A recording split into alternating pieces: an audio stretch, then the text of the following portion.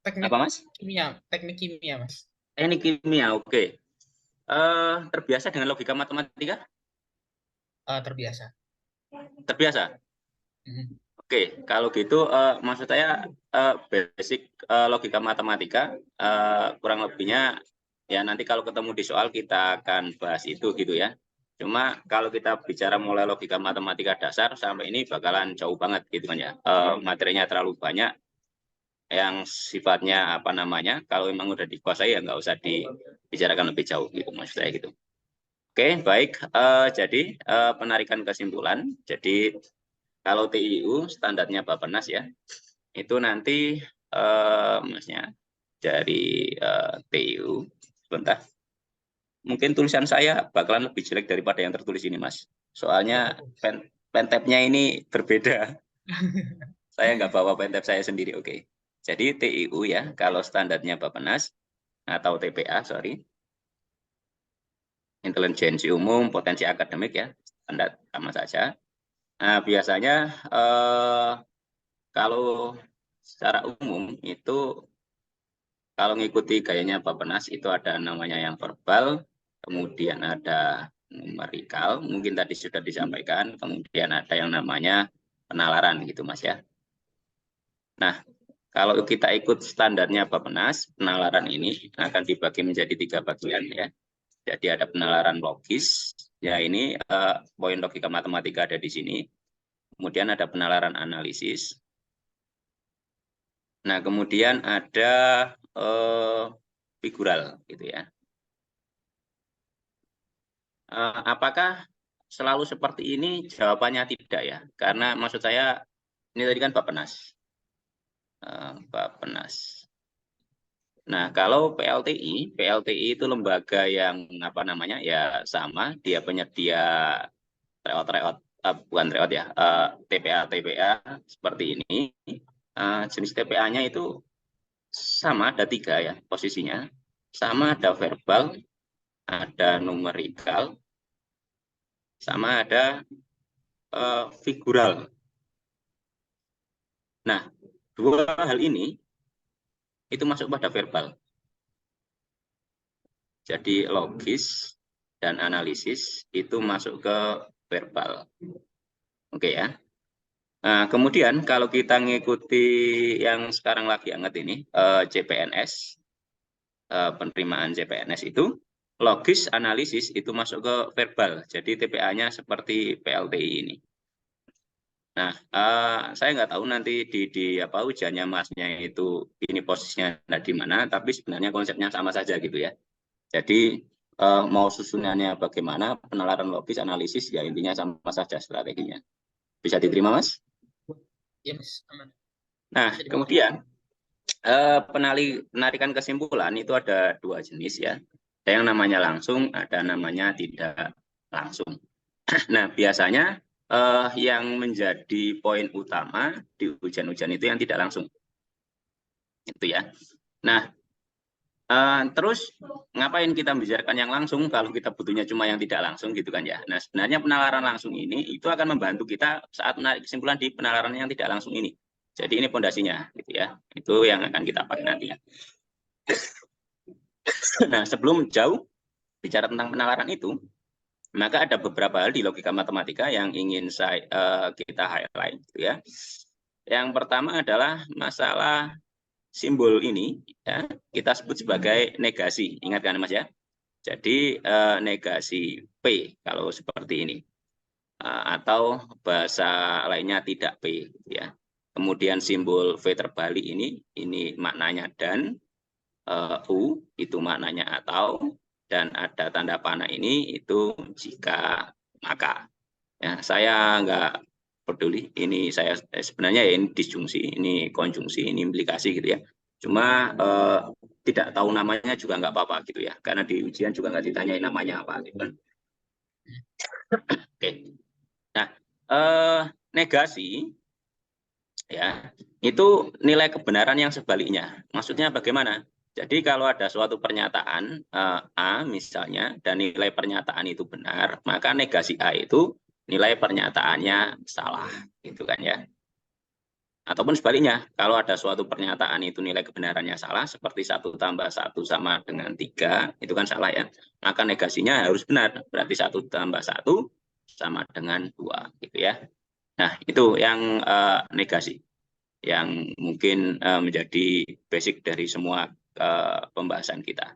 Kemudian yang kedua yang harus diketahui adalah masalah kuantor. Soal kuantor ini adalah salah satu soal utama ya, selain penarikan kesimpulan, karena nanti penarikan kesimpulannya itu muncul dari bentuk kuantor ini.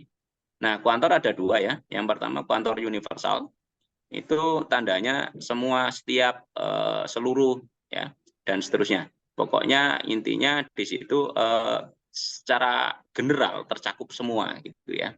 Kemudian ada kuantor yang namanya eksistensial ya. Ini katanya pakai ada, sebagian, tidak semua. Mungkin juga di tes tes TPA yang lama gitu ya. Itu ada juga kata sementara di sini. Sementara.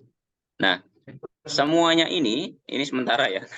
Sementara semuanya ini itu menyatakan eksistensial gitu ya, artinya minimal ada 1 intinya itu ya, tapi tidak seluruhnya. Nah, kalau ada kalimat yang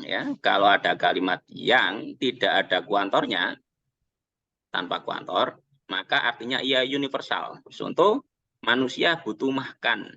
Ini artinya adalah semua manusia butuh makan ya. Jadi kalau ada kalimat tanpa kuantor, itu artinya universal semua. Bisa diterima, Mas? Iya, Mas. Nah, kemudian masalah negasi tadi ya. Nah, ini catatan penting ya. Jadi negasi dari kata semua itu adalah sebagian tidak ya, bukan sebagian, tapi sebagian tidak. Oke. Semisal kalau saya bisa tuliskan di sebelah sini sebentar. Misal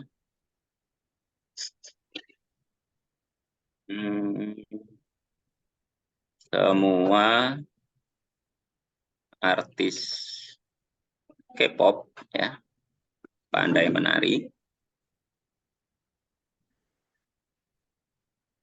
Nah, ini kebalikan dari kata semua artis K-pop pandai menari, itu bukan sebagian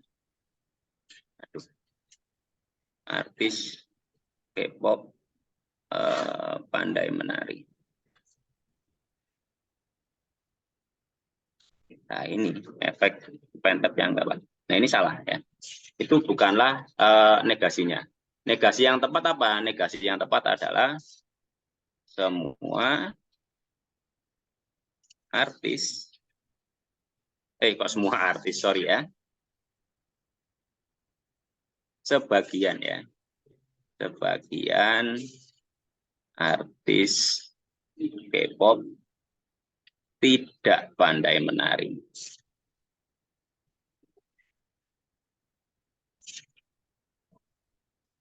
Nah, mungkin akan timbul pertanyaan gitu loh, kenapa kok nggak semua artis K-pop tidak pandai menari? Kok harus diganti kata sebagian? Kira-kira gimana, Mas? Karena tadi di statement awal kan semua artis K-pop pandai menari, berarti sebagiannya lagi itu tidak pandai menari. Nah, itu kan kebalikannya kan ya. Nah, kenapa memangnya kalau saya katakan semua artis K-pop tidak pandai menari, kenapa nggak pakai kata semua, tapi pakai sebagian? Karena mungkin sebagiannya lagi bisa, kalau misal tidak pandai menari, mungkin sebagiannya lagi itu pandai menari. Oke, tapi sebenarnya alasan yang paling pas ya, itu juga bisa ya. Cuma alasan yang paling tepat itu begini. Kalau semisal saya katakan ya, semua gagak berbulu hitam. Nah, untuk menjadikan kalimat ini salah, gitu kan ya, apakah kita butuh itu membuktikan bahwasannya semua gagak itu berbulu putih? Enggak. Enggak. Apa yang kita butuhkan? Kalau kita temukan satu gagak saja yang putih, pastinya kalimat ini sudah salah kan? Bisa dipahami maksudnya ya? Paham. Nah, makanya kita nggak butuh kata semua untuk negasi dari kata semua, tapi cukup dengan kata sebagian artis K-pop tidak pandai menari. Itu cukup, nggak harus semuanya. Karena kalau seandainya ada satu saja yang nggak bisa menari, itu kalimat ini sudah salah. Intinya negasi itu kebalikan nilai kebenarannya. Bisa diterima, Mas? Oke. Nah, kemudian serupa dengan hal itu, sebagian itu negasinya adalah apa ini tadi? Ya, sebagian itu kebalikannya adalah semua tidak. Oke, ya. Kemudian kalimat P atau Q itu kebalikannya adalah tidak P dan tidak Q. Kemudian kalimat P dan Q itu kebalikannya, negasinya adalah tidak P atau tidak Q.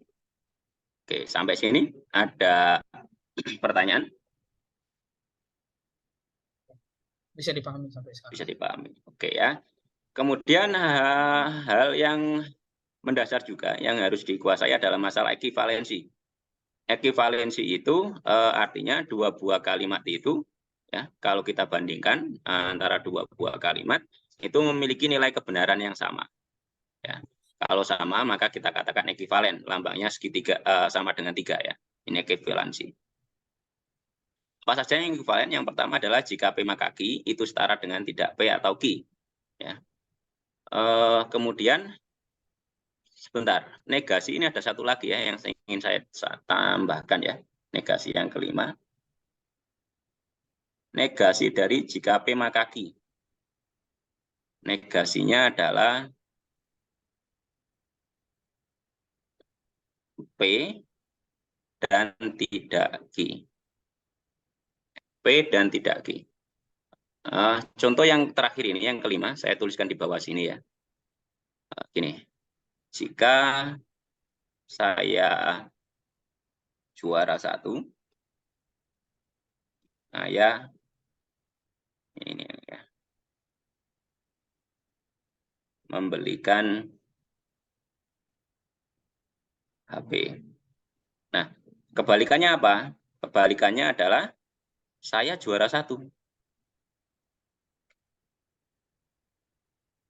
Tapi saya tidak membelikan HP.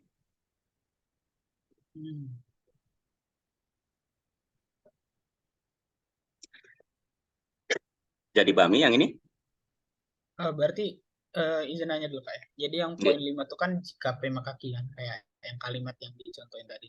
Berarti buat jawaban negasinya itu misalkan kayak jika saya makan maka jika saya makan ayam maka saya akan tidak kenyang gitu. Nah, jadi negasi yang kalau misal sesuai sama poin kelima ini ialah yang kayak ini tadi rumusnya P atau tidak Q gitu.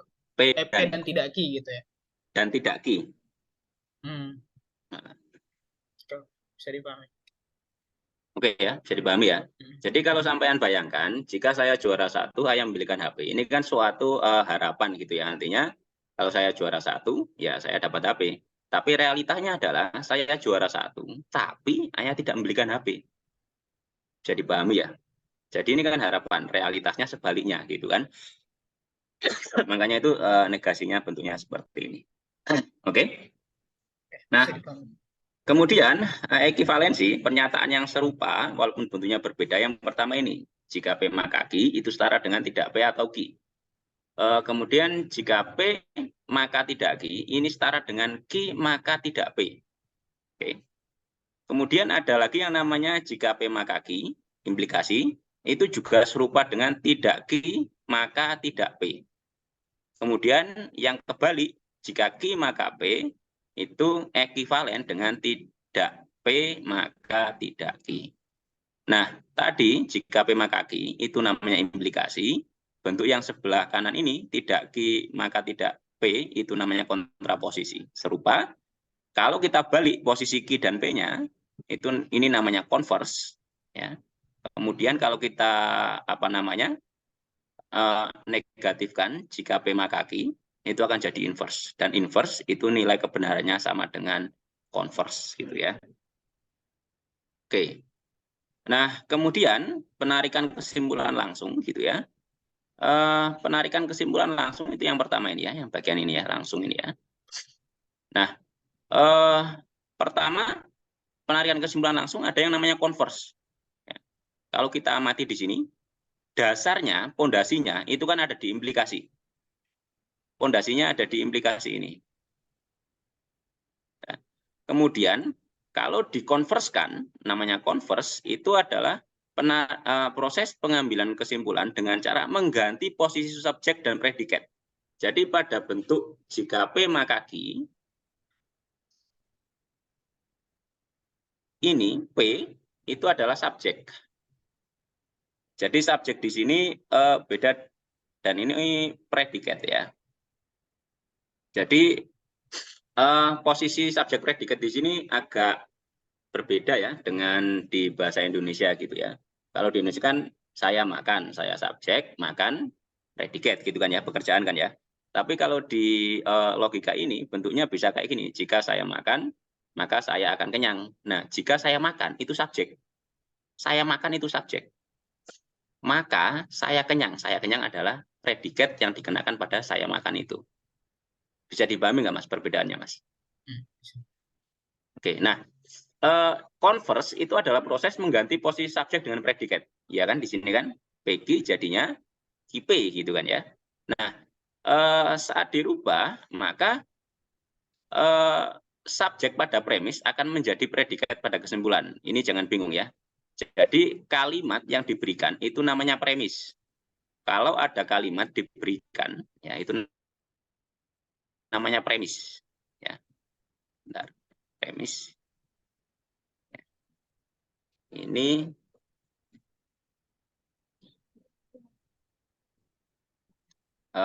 pernyataan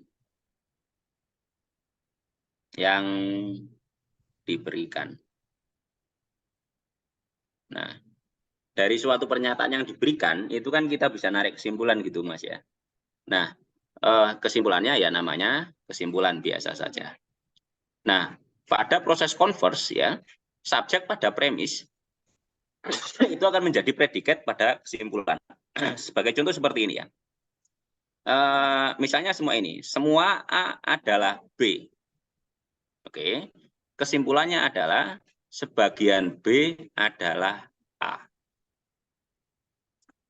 Gambarnya seperti ini. Semua A adalah B. Kesimpulannya sebagian B adalah A. Benar kan? Nah, kalau kita amati di sini kan subjeknya A. Sekarang subjek ini jadi predikat pada kesimpulan. Sedangkan kalau kita amati posisi predikatnya di sini B, predikat berubah menjadi subjek pada kesimpulan. Bisa diterima? Sebagai contoh, semua satpam pandai bela diri, maka semua satpam pandai bela diri. Maka kesimpulannya adalah sebagian yang pandai bela diri adalah satpam. Pastinya kan? Bukan semua yang pandai bela diri adalah satpam kan? Bisa dipahami? Bisa. Nah, ini gambarnya yang pertama ini ya. A, B. B di atasnya. Kemudian yang kedua adalah tidak ada A yang B. Berarti gambarnya himpunannya kan A terpisah dengan B seperti ini kan. Maka kesimpulannya gampang saja. Berarti tidak ada B yang A. Benar kan gambarnya kan? Kemudian bentuk yang ketiga, misalnya seperti ini, sebagian A adalah B. Kesimpulannya apa? Ya sebagian B adalah A. Bisa diamati dari gambar ini kan. Nah, kemudian yang keempat, sebagian A bukan B, itu tidak akan menghasilkan suatu kesimpulan. Nah, coba Masnya sekarang coba buat contoh yang nomor 2 ini. Kira-kira contohnya gimana? Tidak ada yang A yang B. Contohnya apa? Ngarang kata-kata. Ngarang kalimat, sorry. Tidak ada ayam yang berkaki 4. Oke, berarti kesimpulannya Tidak ada hewan tidak ada hewan berkaki 4 yang ayam. Boleh gitu ya. Kemudian yang ketiga, contoh apa? Sebagian A adalah B. Sebagian sebagian ikan bernapas menggunakan insang. Sebagian yang bernapas menggunakan insang adalah ikan. Oke, benar ya. Sebagian A bukan B. Eh, Sebagian ayam bukan ikan, Nggak tidak ada bisa simpulan, Pak. kesimpulan kan? Ya, mau apa coba? Sebagian ikan bukan ayam. Lah, ceritanya bulat aja lah ngono kan ya tuh. Itu udah terlalu jelas ya. Sebagian A bukan B ya udah. Nah, kemudian yang kedua setelah converse ada yang namanya inverse. Kalau kita amati tadi ya, di inverse, lihat ini inverse. Inverse ini sama dengan implikasi bentuknya kan. Cuma P dan Q-nya dinegatifkan gitu aja kan ya. Nah, maka sama di sini proses pengambilan dengan cara merubah kata semua pada premis menjadi tidak ada pada kesimpulan. Atau kata tidak ada pada premis menjadi semua. Nah, untuk kata sebagian itu tetap. Ya, untuk kata sebagian itu tetap. Sebagai contoh di bawah ini ya. Premis yang pertama. Ini bentuknya nggak ada yang kayak gini-gini ya. Jadi langsung contoh aja. Semua burung dapat terbang. Kesimpulannya apa? Tidak ada burung yang tidak bisa terbang. Ya kan? Jadi dua-duanya dinegatifkan. Muncul tidak, muncul tidak. Oke. Itu yang Kemudian implikasi, tadi, Pak. ini bentuk ini sebenarnya bentuknya bukan bentuk implikasi ya. Cuma bentuk inverse-nya mirip. Setiap inverse itu kalau implikasi kan harus ada kata jika maka gitu kan ya, karena mengimplikasikan sesuatu. Nah, tapi kalau penarikan kesimpulan langsung itu bentuknya enggak implikasi. Bentuknya itu lebih condong ke kuantor. Jadi kalimatnya itu enggak pakai jika maka. Tapi intinya di sini yang depan ada yang namanya subjek, di sini ada yang namanya predikat. Kalau semua burung berarti tidak ada burung. Ini ya. Semua menjadi tidak ada gitu kan. Kemudian apa tadi? Sebentar. Ya nggak bisa tak geser ya. Oh, sebentar saya geser ke atas ini nggak apa-apa lah. Oke. Jadi posisinya kata semua menjadi tidak ada. Kemudian yang belakang ditidakkan lagi. Ingat posisi mirip dengan implikasi, dua-duanya positif menjadi dua-duanya negatif gitu ya. Contoh lagi, tidak ada artis yang bebas dari gosip. Kata tidak ada, ya, tidak ada menjadi semua. Berarti kalau tidak ada artis menjadi semua artis gitu kan ya. Oke. Kemudian yang predikat harus dinegatifkan menjadi tidak terbebas dari gosip. Jadi posisi perubahannya ada di semua ya. Sebentar, ini semua ya. Tidak ada ini tidak ada menjadi semua. Kemudian kata positifnya dinegatifkan yang belakang untuk predikat. Itu simpulannya artinya sama antara dua kalimat ini, itu artinya sama gitu ya. Kemudian contoh yang lain, sebagian pengurus OSIS adalah siswa kelas 10, maka apa simpulannya? Sebagian pengurus OSIS, ingat ya, sebagian tetap.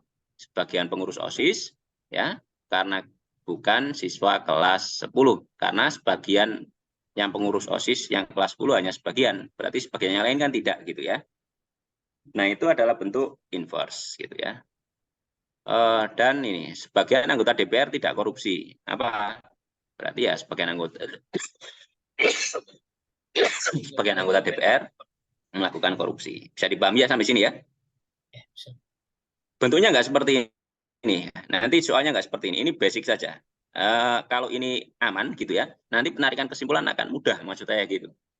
Kemudian yang terakhir adalah kontraposisi. Kontraposisi itu gabungan dari converse dan inverse. Kalau kita amati di sini, contoh di implikasi, lihat kontraposisi. Kontraposisi itu kan di converse. Kemudian di inverse kan dinegatifkan dua-duanya kan. Maka saya katakan kontraposisi itu gabungan dari converse dan inverse.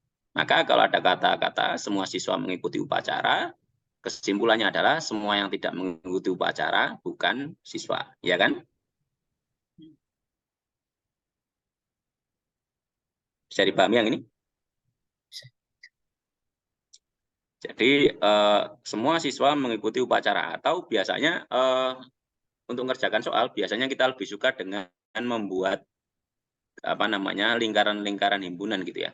Semua siswa mengikuti upacara, berarti kan kita bisa tulis gini, siswa upacara. Nah, berarti sesuatu yang di luar sini itu kan bukan siswa kan? Sesuatu yang di luar lingkaran merah ini bukan siswa. Dan juga tidak mengikuti upacara, makanya semua yang tidak mengikuti upacara pastinya bukan siswa. Contoh lagi, beberapa siswa mengikuti upacara, kesimpulannya apa? Beberapa yang tidak ikut upacara bukan siswa. Pasti benar kan? Bisa dipahami? Oke, nah itu adalah bentuknya yang penarikan kesimpulan yang sifatnya langsung dari satu kata, gitu ya. Nah ini nanti kita akan gunakan untuk ini penarikan kesimpulan pada penarikan kesimpulan yang tidak langsung. Ini tidak langsung. Nah yang tidak langsung ini kita namai sebagai silogisme. Ingat, silogisme di sini itu bukan silogisme yang bentuk bentuk silogisme yang seperti ini dulu ya. Silogisme kalau di matematika kan gini. Ingat nggak bentuk ini, Mas? Lupa sih kayaknya. Lupa. Oke, tapi nggak apa-apa ya. Jadi nanti kita akan bahas ini ya. Jadi silogisme itu intinya ya menarik kesimpulan dari dua buah premis. Ingat, premis itu pernyataan yang diberikan ya. Menarik kesimpulan dari dua buah premis yang diberikan. Jadi ada dua premis, minimal dua premis. Nggak mungkin kalau silogisme itu dari satu kata gitu ya. Contoh ya, silogisme yang dipakai di dalam dunia Islam seperti contoh gini. Semua yang memabukkan itu haram, kan? Kemudian arak itu memabukkan. Kesimpulannya apa? Berarti arak haram. Benar. Nah, itu benarnya bentuk silogisme ya. Nah, jadi dalam suatu silogisme ada dua premis. Yang pertama premis mayor, yang kedua premis minor, gitu ya.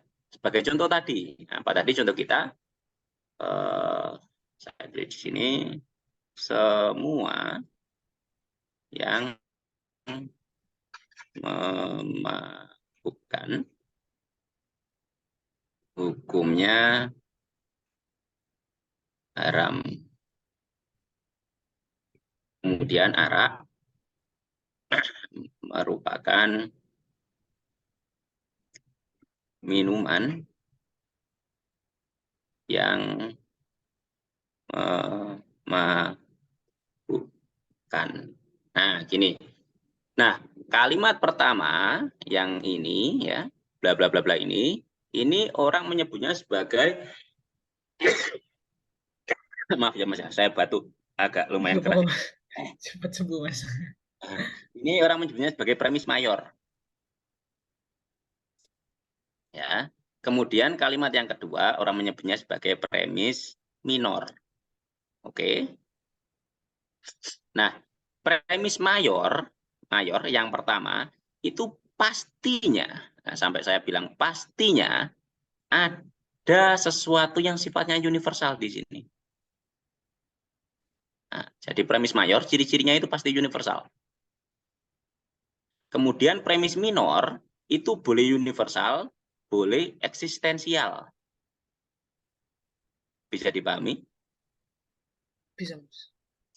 Arak ini universal atau eksistensial? Eksistensial. Oh, bukan. Universal dong. Universal ya? Kenapa universal? Karena banyak jenis arak yang mungkin. Arak yang lain-lain. Tadi kata-kata saya diingat. Mana tadi ya? Nah, kalau ada kalimat tanpa kuantor, maka artinya ia universal. Oke, ini kan enggak saya kasihkan apa namanya? Kuantor. Kuantor kan ya. Maka semua arak, ya memang ada jenis banyak arak gitu, benar ya, ada semua jenis arak. Cuma kalau kita ambil dari materi yang kita pelajari tadi, kalau tanpa kuantor, maka dia itu sesuatu yang sifatnya universal gitu kan ya. Universal dalam jenis arak.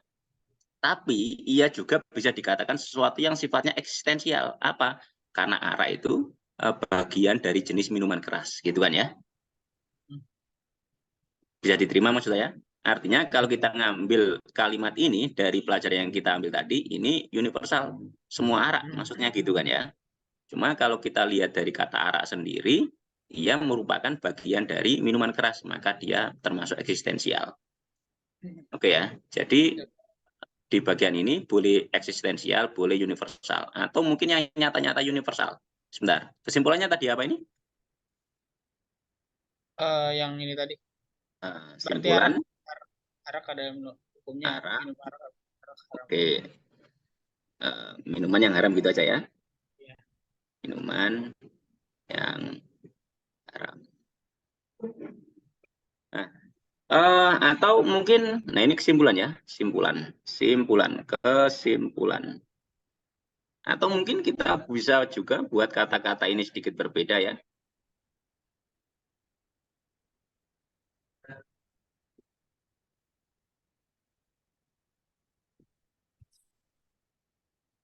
Nah, sekarang saya bagian saya ganti menjadi sebentar.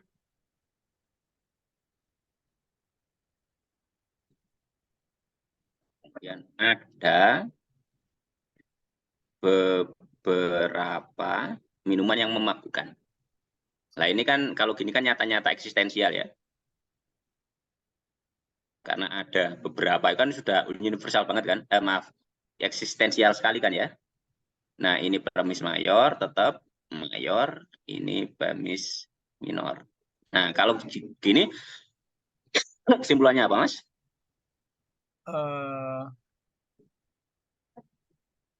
Ada beberapa minuman yang haram. Ada beberapa minuman yang haram. Nah, yang menjadi catatan saya, kenapa saya sampaikan ini, poinnya ini kita perhatikan. Kalau yang pertama universal, yang kedua universal, maka simpulannya universal. Oke. Kalau yang pertama mayor universal, kemudian minornya itu eksistensial, kesimpulannya eksistensial. Bisa dipahami? Bisa. Jadi, kalau ada kata-kata universal, terus ketambahan kalimat kedua itu yang sifatnya universal juga, biasanya simpulannya universal. Nah, kalau universal plus apa namanya ini eksistensial, biasanya tidak harus selalu ya, biasanya itu eksistensial. Oke. Nah, kembali ke kalimat tadi ya, kembali lagi ke sini ya. Jadi pada satu bangunan silogisme itu ada 3 buah proposisi. Apalagi proposisi gitu kan ya. Tadi ada premis, ada proposisi gitu kan. Proposisi itu artinya pernyataan yang punya nilai kebenaran. Kebayang nggak? Pernyataan yang punya nilai kebenaran. Jadi ada nilai kebenarannya. Semua yang memabukkan hukumnya haram. Itu kan bisa benar, bisa salah. Nah, nilai kebenaran itu maksudnya bisa benar, bisa salah. Ini kalimat ini benar, berarti dia punya nilai kebenaran. Arak merupakan minuman yang memabukkan, itu punya nilai kebenaran, maka dia juga proposisi. Arak minuman yang haram itu juga bisa punya nilai kebenaran kan? Bisa dipahami? Bisa dipahami. Nah, itu namanya proposisi. Kalau ada kalimat tapi tidak punya nilai kebenaran, namanya bukan proposisi. Contohnya seperti ini. Tadi pagi kamu makan apa? Ada nilai kebenarannya? Nggak ada. Nggak ada. Nah, itu. Kalau kamu bilang tadi pagi saya makan soto, punya nilai kebenaran nggak? Ada nilai kebenaran. Ada, entah makan soto atau enggak. Kalau makan soto ya berarti benar, kalau enggak ya salah gitu kan ya. Jadi dipahami? Bisa. Nah, di sini ada 3 proposisi. Yang pertama premis mayor, yang kedua itu si premis minor, yang ketiga itu yang namanya kesimpulan tadi. Makanya ini ada 3 proposisi. Jadi dipahami? Mayor, minor, kesimpulan. Nah, kemudian kalau kita amati di sini ada kalimat yang berulang. Contoh di kalimat yang pertama ini apa yang berulang, Mas? Contoh yang ini.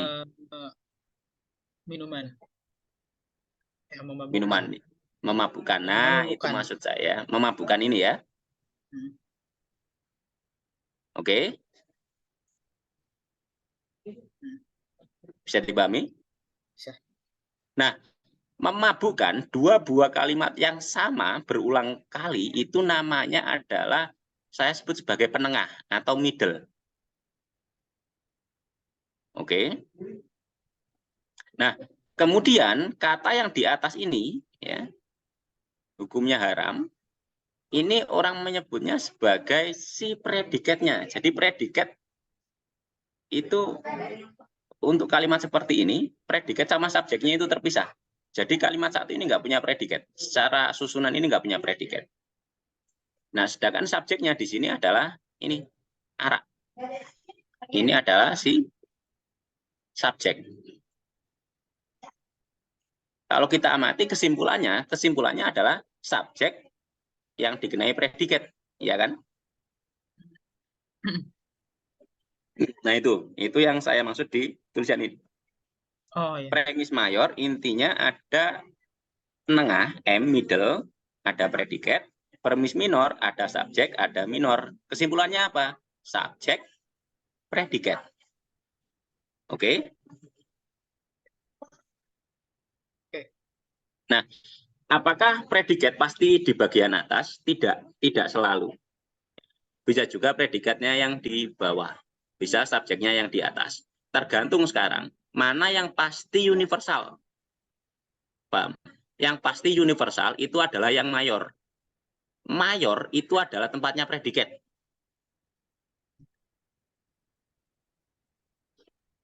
Oke? Untuk kasus, nah untuk kasus kuantor. Oke ya, kasusnya ada 2. Ada bentuk kuantor, ada bentuk implikasi. Jadi kasusnya ada 2, bentuk kuantor dan bentuk implikasi. Oke? Nah, ini bentuk kuantor ya. Bentuk kuantor akan seperti itu. Nah, contoh lagi premis mayornya. Semua mamalia menyusui anaknya. Premis minornya, semua kerbau adalah mamalia. Apa penengahnya? Penengahnya pasti mamalia ini kan, 2 hal yang sama kan? Nah, kita pasti tahu bahwasanya mamalia itu lebih luas daripada kerbau, ya kan? Nah, artinya siapa yang mayor? Yang mamalia, karena dia cangkupannya lebih luas daripada kerbau. Berarti karena yang atas ini mayor, posisi ini menyusui anaknya ini adalah predikat. Sehingga simpulannya apa? Ya udah, semua kerbau menyusui anaknya. Subjek, predikat. Oke? Bisa diterima, Mas? Bisa, Mas. Gampang ya? Gampang sih. Nah, kemudian jenis kedua gitu ya, jenis yang implikasi. Sekarang jenis implikasi ya. Atau apa ya? Orang menyebutnya apa biasanya? Sebentar. Jenis yang kedua itu orang menamakan, saya kok lupa ya namanya ya. Ya nggak penting juga sih, nggak tahu namanya juga nggak apa-apa. Maksudnya apa ya jenisnya ya? Kok saya lupa ya.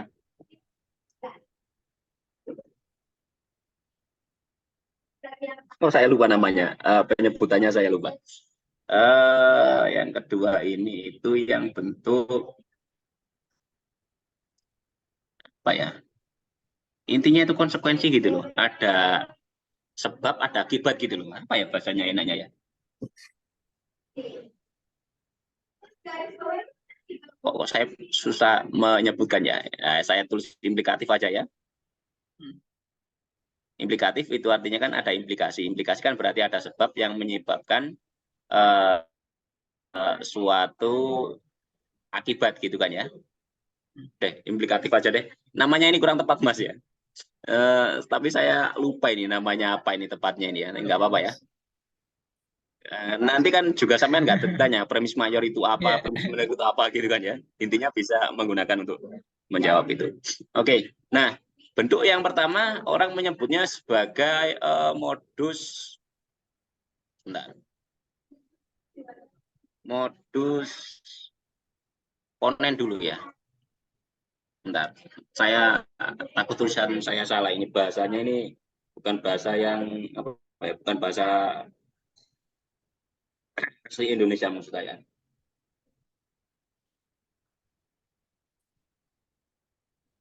Oke, pakai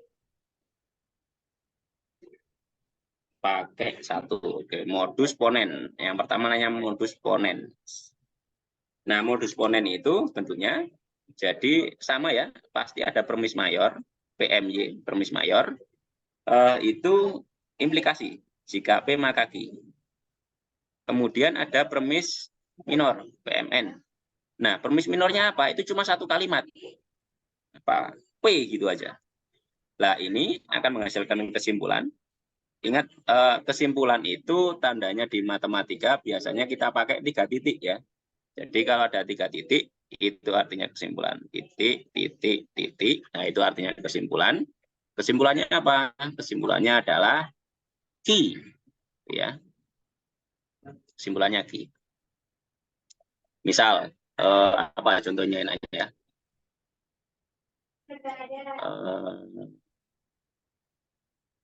Ya. Jika saya nakal, saya maka ayah menghukum saya.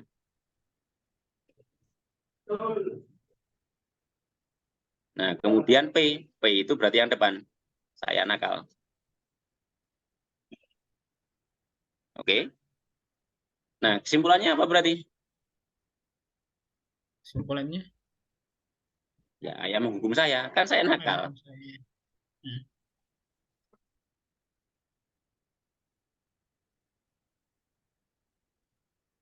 Oke ya. Oke, bisa dipahami, Mas. Gampang ya ini ya. Kemudian bentuk yang kedua itu namanya modus tolen.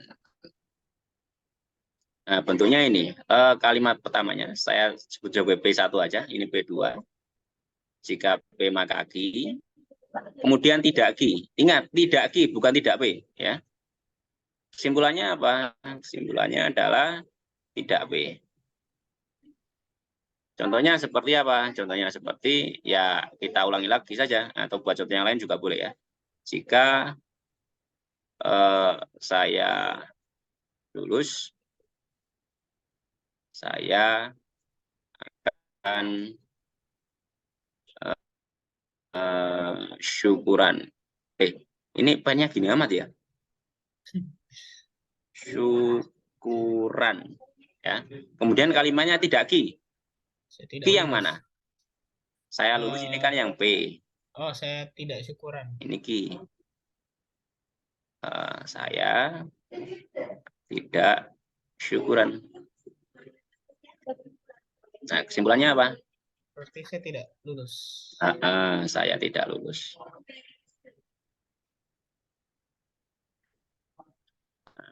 Ini dan yang ketiga ada yang namanya silogisme. Nah, namanya mirip kan? Yang tadi silogisme ini silogisme lagi kan? Nah, tapi ini silogisme yang implikatif gitu ya. Untuk premis mayor, premis 1, jika P maka Q. Kemudian ada premis kedua, jika Q maka R. Nah, kesimpulannya apa? Kesimpulannya adalah P maka R. Sebagai contoh, apa ini ya? Jika adik menangis,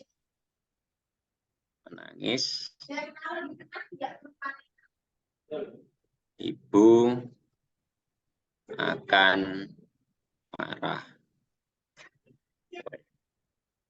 Kemudian ini kan P. Ini kan Q. Gitu kan ya. Kemudian muter lagi. Jika ibu marah, maka ibu tidak memasak. Nah, ini kan Q lagi kan ya. Nah, kemudian ini ada kalimat baru, ibu tidak memasak. Ini adalah R. Nah, bentuk ini sebenarnya sama ya. Tadi kan ada bentuk apa namanya? Ini tadi. Ada predikat, ada subjek, ada penengah gitu kan ya. Penengah itu apa? Penengah itu suatu yang sama. Apa yang sama di sini? Ibu akan marah kan? Bukan marah. Nah, ibu akan marah, kalimat penengah itu pasti tidak akan muncul dalam kesimpulan. Normalnya seperti itu. Maka kesimpulannya apa? Jika adik menangis, maka ibu tidak masak. Jika adik menangis, maka ibu tidak memasak. Ya. Nah, ini adalah 3 bentuk penarikan kesimpulan yang implikatif ya. Jadi ada modus ponen, modus tolen, sama silogisme. Nah, bentuk ini itu bisa apa namanya ya, dimanipulasi sedemikian rupa sehingga bentuknya nggak sesederhana ini. Jadi bentuknya itu bisa diubah-ubah tergantung nanti soalnya, tapi ngerubah yang aneh-aneh itu tidak akan lepas dari ini, negasi dan ekivalensi. Nanti akan kita lihatlah kalau ada contoh soal yang seperti itu gitu ya. Tapi intinya tadi bentuk tadi itu bisa diubah-ubah jadi bentuk ini gitu maksud saya.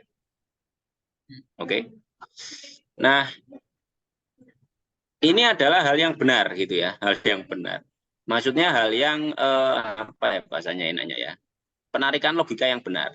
Nah, apakah ada penarikan logika yang salah? Biasanya di soal itu ada. Jadi di soal kadang-kadang itu tidak ada pilihan jawaban yang benar sempurna seperti penarikan logika ini. Dan kita dituntut untuk mencari jawaban yang paling benar gitu kan kadang-kadang kan. Bisa dipahami maksud saya enggak? Bisa dipahami. Ada kalanya, nah apa saja logika yang salah itu? Yang pertama, yang salah itu adalah jika P maka Q, kemudian tidak Q. Kok tidak Q? Kalau tidak Q lah ada udah. Ini kan tidak Q kan? Nah, tidak P. Sebenarnya ini kesimpulannya apa? Tidak ada. Bukan tidak ada. Tidak bisa ditarik kesimpulan. Tidak bisa ditarik kesimpulan. Tapi satu kesimpulan. Maksudnya kenapa nggak bisa ditarik satu kesimpulan? Karena di sini memungkinkan 2 jawaban yang dua-duanya kemungkinannya benar. Boleh tidak Q, boleh juga Q. Nah, yang atas ini semuanya kan ada satu kan? Nah, kalau ada bentuk seperti ini, itu tidak bisa ditarik kesimpulan. Karena tadi, mungkin Q, mungkin tidak Q. Gitu ya. Nah, kalau di soal kayak gini muncul bagaimana? Gitu kan ya. Kalau seandainya soal seperti ini muncul di soal, maka yang paling tepat itu yang pertama adalah ini. Tidak bisa ditarik kesimpulan.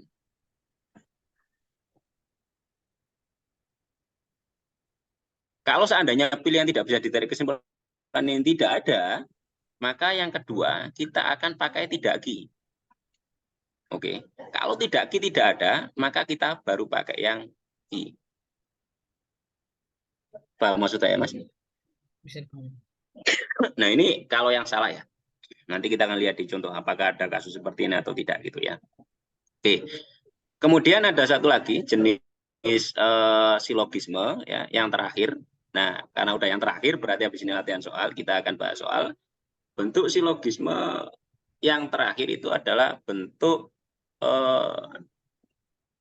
disjunktif ya. Disjungsi.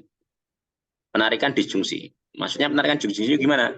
Kalau ada P1, premis 1 itu P atau Q, kemudian ada premis 2. Premis 2-nya apa? Premis 2-nya itu adalah P Maka jawabannya, simpulannya itu adalah tidak Ki. Contohnya seperti ini. Hari ini sekarang saya ada di Jakarta atau saya di Amerika.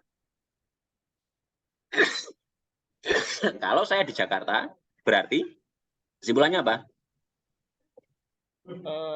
Saya tidak di Amerika. Nah, itu maksudnya tidak Ki ya. Bisa dipahami? Bisa, Mas. Ataupun kalau seandainya ada P, P1-nya itu P atau Ki, kemudian P2-nya itu adalah Ki, simpulannya apa berarti? Tidak P, gitu kan ya? Ya, tidak. Atau kalau ada P1, P atau Ki, kemudian ada P2, kemudian tidak P, simpulannya apa? Ki. Ikut aja kan? Sekarang saya di Jakarta atau di Amerika, saya tidak di Jakarta, berarti ya saya di Amerika gitu kan? Bisa dipahami ya, gampang ya, cuma pilih salah satu aja ya. P1, P2, P atau Ki, tidak Ki, simpulannya adalah tidak P gitu ya. Tapi kok tidak P? P ya.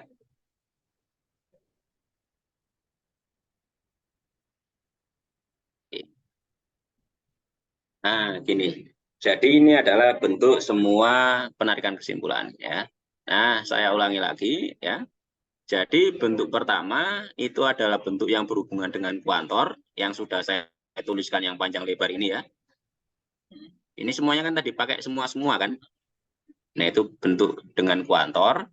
Kemudian yang kedua adalah bentuk dengan implikasi. Kemudian bentuk yang ketiga adalah bentuk disjungsi. Oke, sampai sini? Bisa diterima? Masih bisa diterima, Mas. Apa? Masih bisa diterima. Oke, nah kemudian ini ada beberapa soal yang sudah ada pembahasannya. Nanti saya bahas lagi ya. Oke, kita mulai dari yang bagian ini dulu ya. Semua penari adalah penyanyi. Sementara, ingat, sementara itu setara dengan sebagian tadi ya. Sementara penari adalah pelukis. Nah, kita amati dulu. Kalimatnya kan ada semua, ada sementara atau sebagian. Semua, sebagian. Berarti kesimpulannya apa? Sebagian. Ingat tadi ya. Kalau semua-semua, kesimpulannya semua. Kalau semua sebagian, kesimpulannya sebagian. Oke. Nah, berarti pertama-tama kita cek dulu ya. Kalau seandainya ini belum ada coretannya. Jadi salah satu cara ngerjakan soal itu ya, kita nggak melulu nyari jawaban yang benar apa namanya, langsung nyari kesimpulan yang tepat gitu ya. Kita cek dulu aja yang salah-salah dulu. Yang mungkin benar mana? Ini sementara, ini sementara, ini sementara, ini sementara. Berarti kan ini yang C pasti salah ya. Apa maksud saya? C pasti salah. Ya kan? Karena pakai kata semua. Oke. Apakah sebentar ya, ada kemungkinan C itu bisa benar kalau seandainya semua yang sebagian-sebagian ini salah. Tadi, kalau ada semua sebagian, kemungkinan besar jawabannya itu sebagian. Kalau ada semua-semua, kemungkinan terbesar jawabannya adalah semua. Itu poin utamanya. Nah, kita cek dulu aja yang pakai kata sebagian dulu gitu ya. Itu lebih mudah. Oke, ini kan salah. C kan salah. Oke. Kemudian, wah banyak banget pilihannya yang sementara-sementara kan. Ya udah, kita gambar aja peluangnya. Semua penari adalah penyanyi. Maka ini ya, ini saya hapus, nggak apa-apa. Saya ulangi lagi gambarnya. Semua penari adalah penyanyi. Nah, kira-kira siapa yang lebih umum? Penarinya atau penyanyinya? Penari. Semua penari adalah penyanyi. Semua sapi adalah herbivora. Oh iya, Siapa yang lebih besar? penyanyi. Penyanyi. Oke, berarti kita buat lingkaran ini itu adalah penyanyi. Kemudian yang di dalamnya siapa? Penari. Penari. Ya.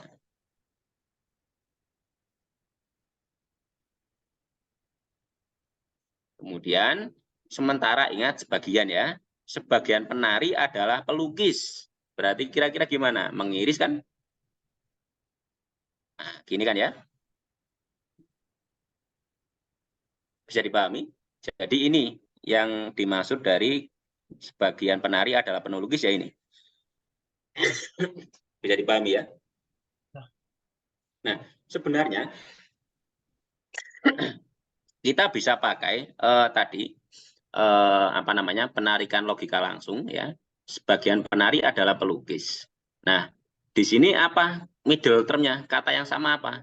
M-nya siapa? Apa? Gimana tadi, Pak? M-nya siapa Sebelumnya M-nya? Middle. Middle itu sesuatu yang berulang-ulang. Siapa? penarinya. Penari. Maka harusnya penari hilang. Kesimpulannya hubungannya antara pelukis dan penyanyi kan ya. Nah, kalau kita lihat gambar ini ya, sebagian ini kan mungkin ada satu kesimpulan, apa coba salah satunya ini. Sebagian pelukis adalah penyanyi kan? Penyanyi. Atau juga sebagian pelukis bukan penari gitu kan ya. Nah, untuk mencari kesimpulan secara langsung dari situ, itu saya rasa memakan waktu. Lebih mudah saat kita ngecek pilihan jawabannya. Ngecek gimana? Oh, ini salah, kita nyari yang salah saja. Coba cek. Sebagian pelukis adalah seniman. Apakah di kata-kata di sini ada kata seniman? Nggak ada. Maka salah. Ya keluar gitu kan ya. Sebagian penyanyi bukan penyanyi penyanyi. Salah atau enggak? Salah. Salah. Penyanyi kok bukan penyanyi gitu kan ya. Yang C udah pasti salah ya. Kita enggak usah urusi lagi. Kemudian yang D. Sebagian penari bukan penyanyi. Ada Enggak, enggak dari sini penyanyi, penar apa? penari penyanyi semua, Pak. Berarti ini juga salah kan? Paham? Ya, paham. Nah, kemudian ya tinggal satu, sebagian penari bukan pelukis. Ya enggak? Nah, ini benar. Lah, makanya tadi ini jawaban yang benar. Tapi kalau kita lihat ya, kalau kita main apa namanya, penarikan kesimpulan, harusnya kata penari kan nggak ada. Karena penari kan dua buah kalimat yang diulangi berulang-ulang kan ya. Nah, harusnya kesimpulannya apa sih? Kesimpulannya kan harusnya satu, sementara pelukis adalah penyanyi,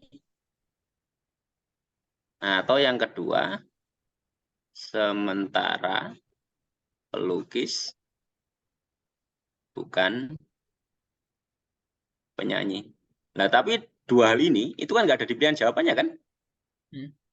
Nah, maka seperti yang saya bilang tadi, kita mencari jawabannya yang benar duluan, kemudian masuk ke pilihan jawaban, itu akan menghabiskan waktu.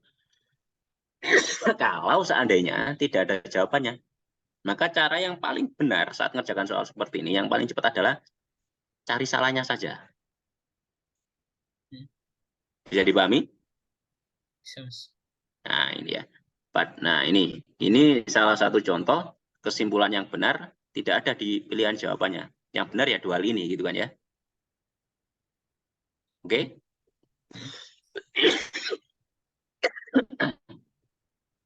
Kemudian catatan ya.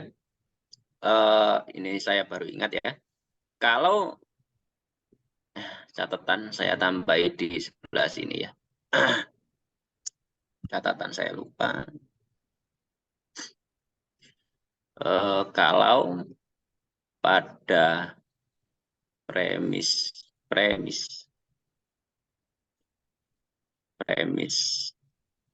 satu atau dua ada kata negatif, biasanya kesimpulan negatif. Negatif itu tidak gitu ya. Biasanya ingat kata-kata saya ini. Biasanya berarti belum tentu selalu seperti itu. Oke? Kita cek dulu. Oke, contoh selanjutnya. Ini ya. Saya hapus dulu. Bisa nggak dihapus? Oh, bisa ya. Oke. Orang yang suka bermain basket biasanya juga suka bermain sepak bola. John suka bermain basket. Simpulannya apa berarti? Lihat katanya di sini. Ini kan biasanya kan? Nah, biasanya artinya apa? Itu sama dengan belum tentu juga kan? Kan biasanya. Nah, maka pilihan jawabannya itu yang pasti salah. Ini ada kata pasti di sini. Belum tentu, mungkin ya. Oke, kita mungkinkan dulu, jadi jangan coret dulu. Yang C, John suka bermain basket dan sepak bola. Salah ya. Kalau gini berarti kan dia suka dua-duanya. Paham maksud saya? Paham. John tidak suka bermain sepak bola. Tidak, ini pasti salah. John tidak suka bermain sepak bola dan basket. Pasti salah. Udah dibilang John itu suka basket kan? Nah, maka jawaban yang paling tepat itu ini. John belum tentu suka sepak bola. Ingat, biasanya itu belum tentu. Atau mungkin jawaban yang lain yang mungkin bisa juga benar adalah apa kira-kira? Yang mungkin benar? John? Mungkin suka sepak bola. Gitu ya. Mungkin suka SB gitu ya, sepak bola. Oke, bisa diterima? Bisa diterima, Mas. Nah, kemudian contoh lagi ke sini. Nah, ini lebih mudah. Fatma lebih muda daripada Saskia dan Dila. Oke, Fatma lebih muda daripada Saskia dan Dila. Saya tulis Saskia dan Dila di atas, Fatma di bawahnya. Karena Saskia dan Dila lebih tua. Fatma dan Devi lahir pada tanggal yang sama. Berarti Fatma sama dengan Devi kan? Kesimpulannya apa? Nah, ini mengikuti aturan ya. Karena ada Fatma berarti Fatma ini adalah middle-nya gitu kan ya. Nah, simpulannya apa? Simpulannya berarti berhubungan dengan si Devi dan Saskia Dila gitu kan ya. Nah, ya udah. Karena Devi setara dengan Fatma dan Fatma lebih muda, berarti ya ini A. Devi lebih muda daripada Saskia dan Dila. Gampang ya? Oke. Kita lihat lagi. Yang ini ya. Nggak apa-apa, udah kelihatan. Latihan apa ini ya? Latihan karate adalah aktivitas Budi hari Rabu sore. Rabu sore Budi sakit perut. Nah, kesimpulannya apa coba di sini? Kalau kita amati di sini, ini tidak ada menyatakan kata-kata bahwasanya. Apakah ada kalimat jika? Sebentar.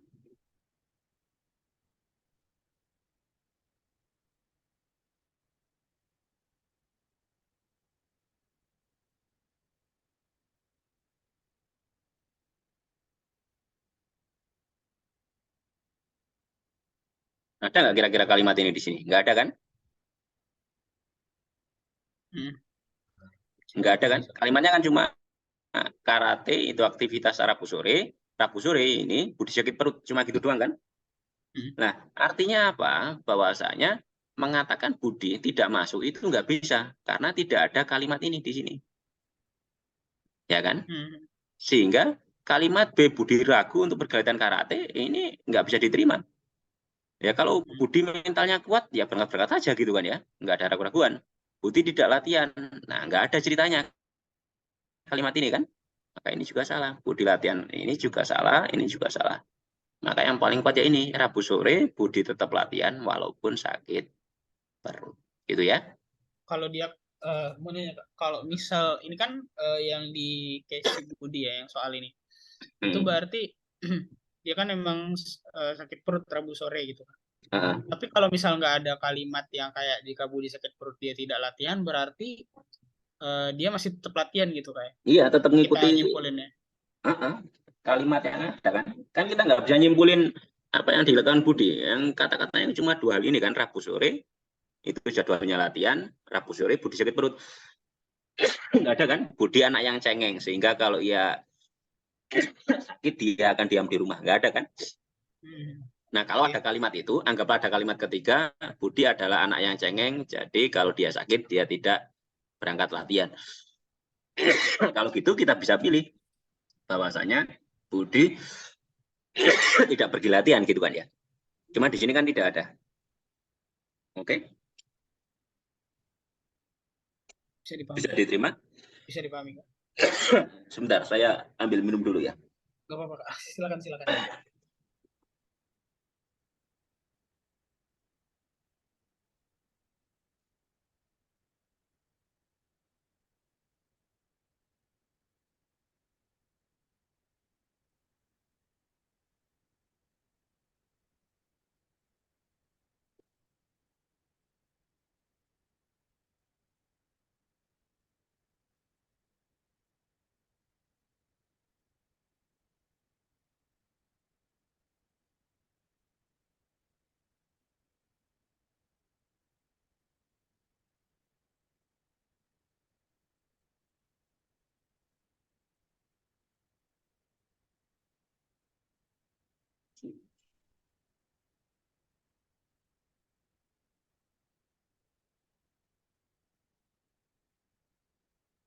Oke, kita lanjutkan ya. Nah, ini ya. Ini saya hapus dulu coretannya. Ini gampang ya.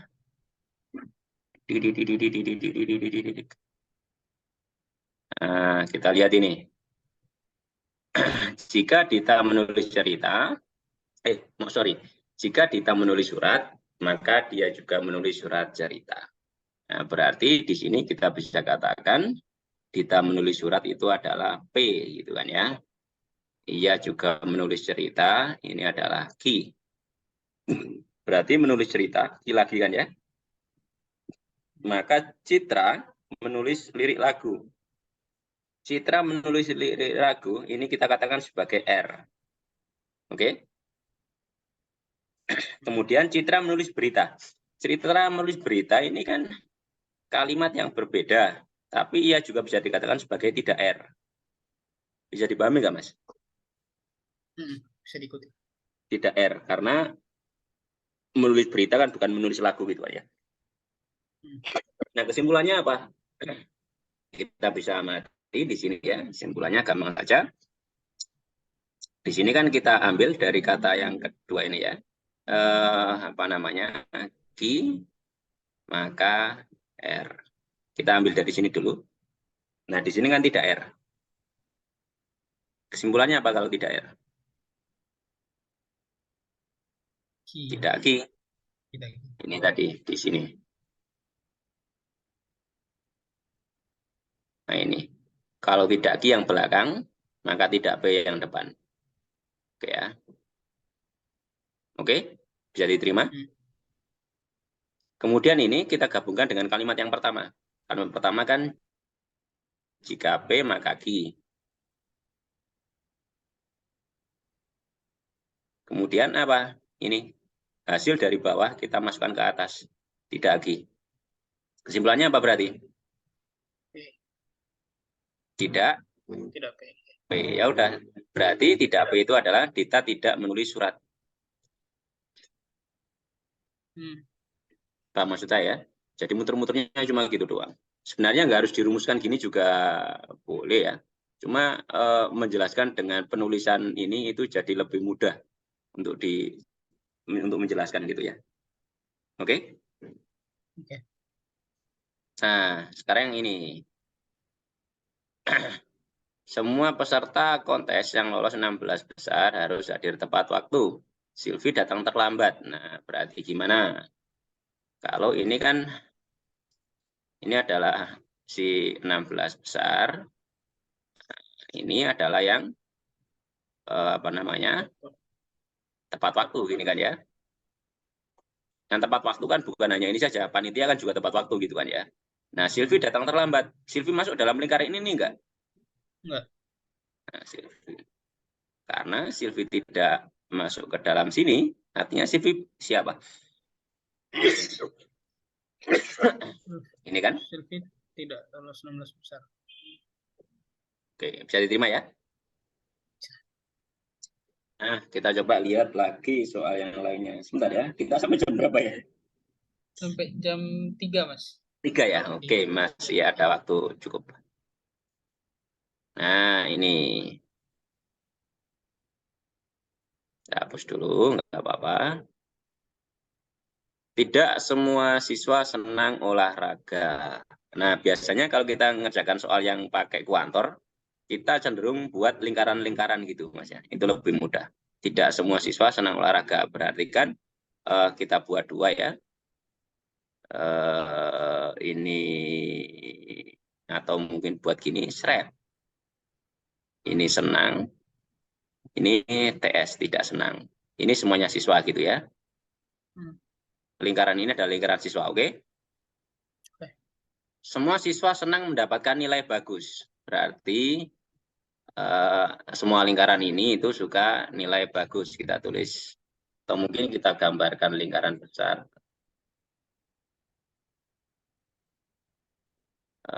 Nilai bagus. Gitu ya.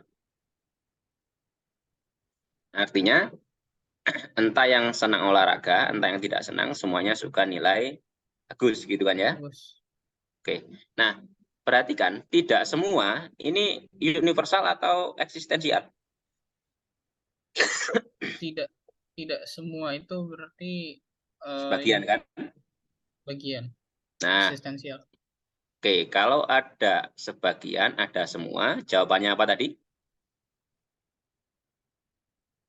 Sebagian. Sebagian, berarti kita cek yang sebagian. Tidak apa, tidak doang ini pasti salah ya, kita buang dulu.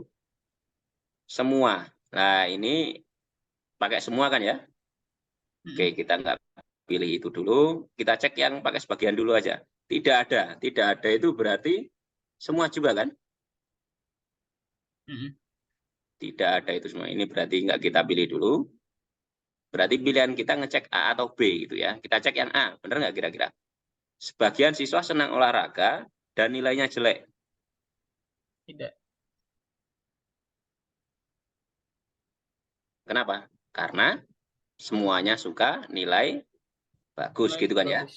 Bahkan siswa senang olahraga, sedangkan semua siswa senang mendapat nilai bagus. Benar? Benar. Nah, udah gitu aja. Ya, benar. Gampang ya. Nanti ini akan di PDF, saya PDF-kan terus saya kirimkan di grup yang udah ada ya Mas ya. Jadi kalau nggak ada catatan nggak apa-apa. Kalau Masnya punya catatan untuk nambahi ini juga nggak apa-apa. Ya. Oke, kemudian. Apa? Oke. Sama ya ini ya. Semua baju yang berwarna merah dimasukkan dalam keranjang. Oke, jadi ini masuk keranjang gitu ya. Masuk keranjang. Ini himpunan besar. Kemudian yang masuk keranjang adalah baju merah. Ini kan ya. Beberapa baju yang warnanya hitam dimasukkan dalam keranjang.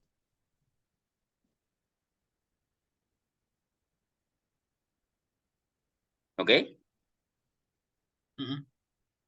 Benar nggak gambarnya ini? Benar ya? Yang hitam kan cuma sebagian ya?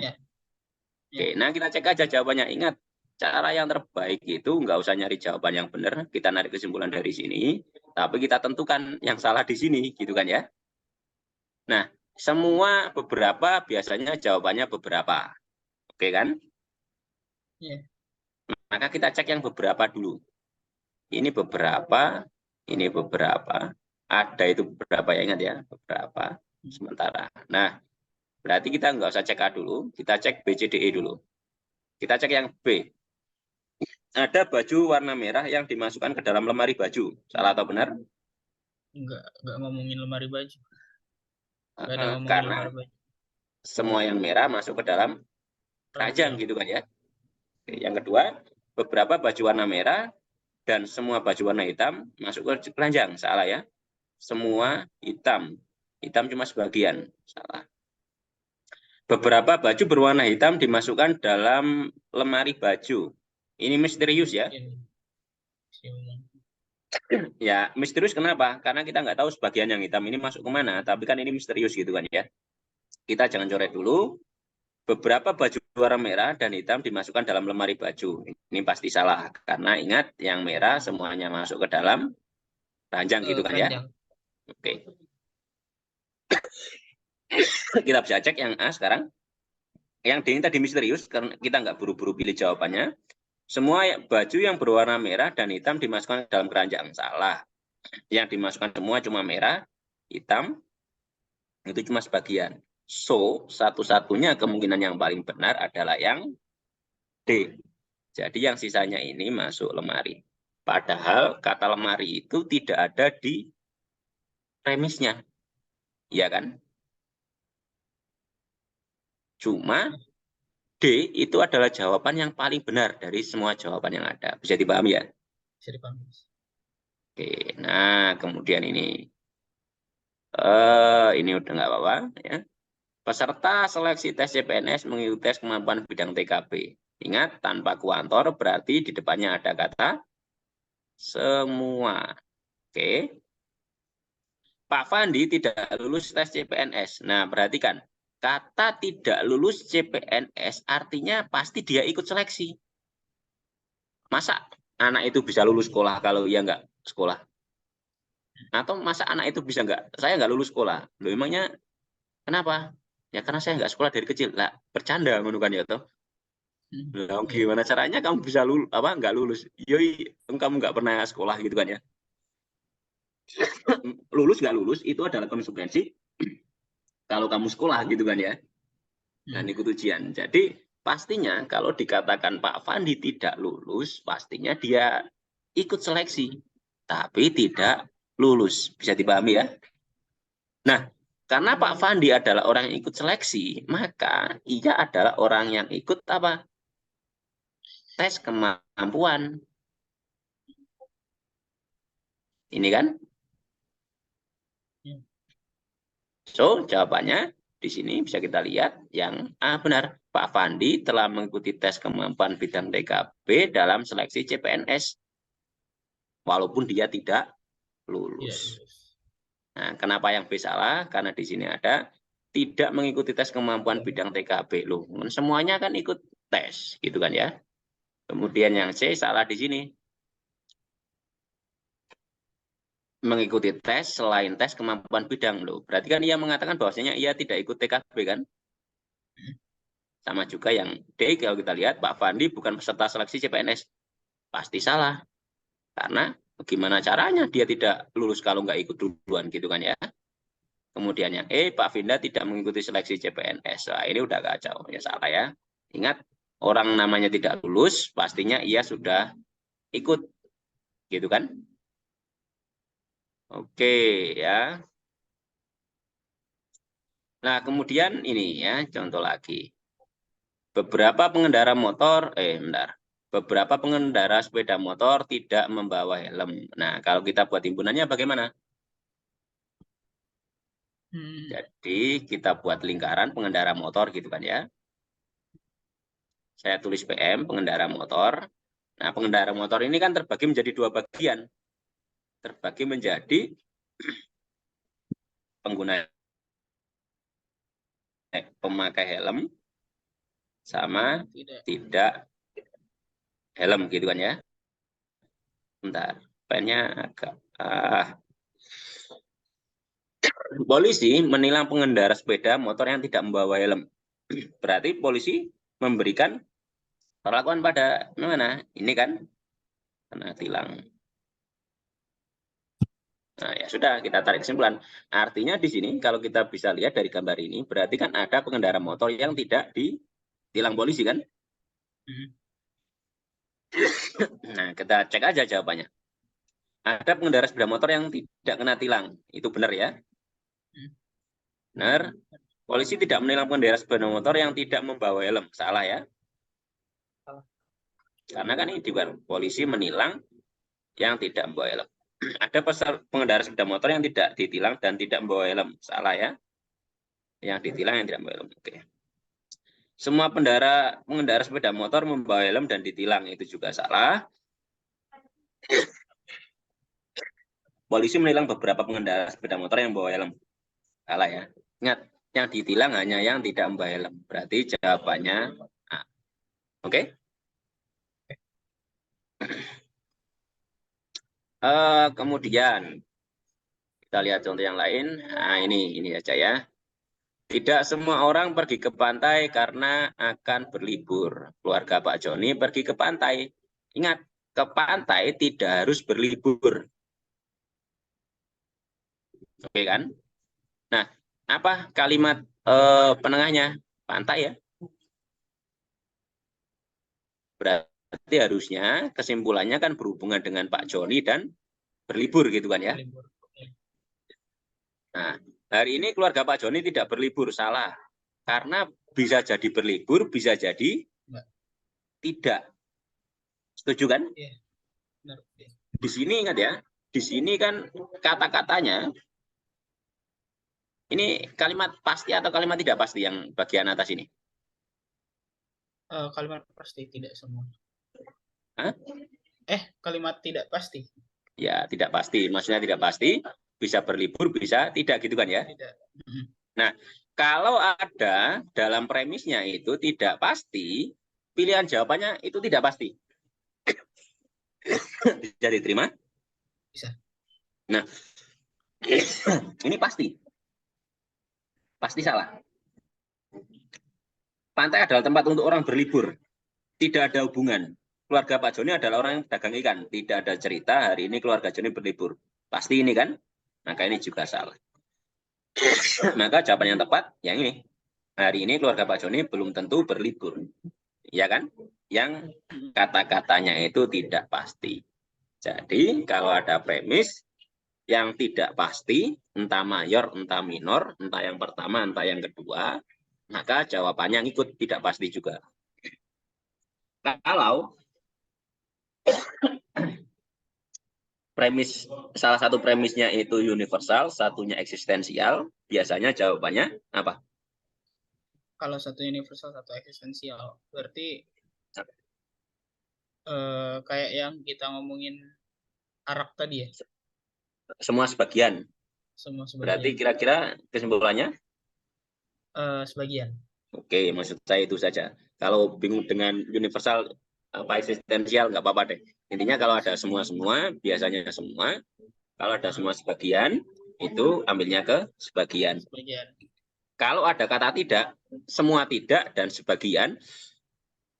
Kalau ada kata tidaknya, biasanya pilihan jawabannya itu sama-sama negatif. Jadi ada ya pilih jawaban yang ada tidaknya dulu.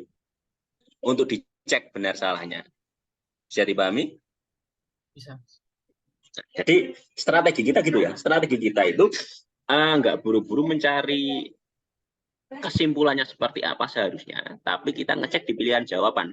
Kira-kira yang benar yang mana? Kita cek aja ini salah, ini salah. Ini kan juga nggak terlalu lama juga kan? Itu. Jadi strateginya gitu ya untuk TP ini. Karena kalau kita tadi kita melulu menginginkan kesimpulan yang benar, maka ini kali contoh yang pertama tadi mana ya? Nah ini kan kesimpulannya benar seperti ini, tapi nggak ada di pilihan jawaban gitu kan ya. Nah ini kan memakan waktu kita mikir kesimpulannya ini kan. Tapi ingat, menggambar itu harus. Menggambar seperti ini itu harus. Karena ini yang akan membantu kita untuk menentukan kalimat yang salah. Bisa diterima?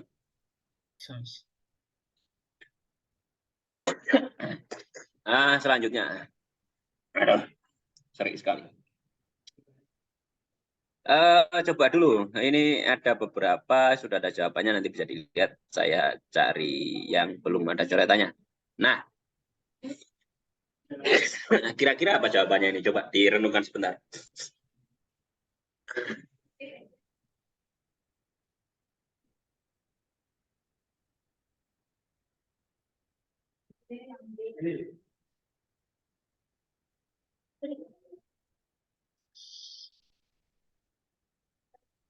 Semua.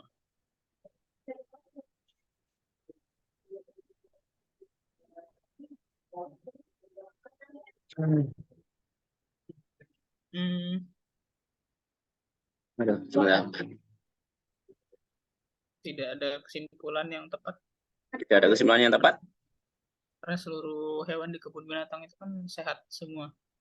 Jadi hewan di kebun binatang bawa hewan yang sakit. Sebentar.